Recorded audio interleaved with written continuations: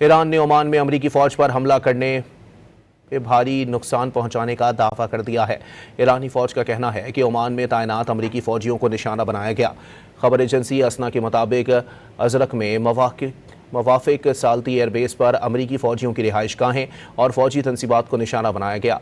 ईरानी media के मुताबिक airbase से ईरान पर हमलों के लिए कलीदी अड्डा बना हुआ है।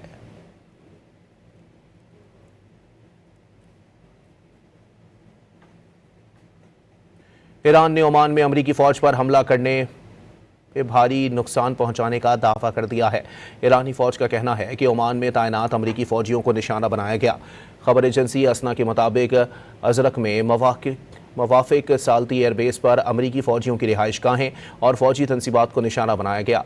ईरानी मीडिया के मुताबिक एयरबेस से ईरान पर हमलों के लिए कलीदी अड्डा बना हुआ है।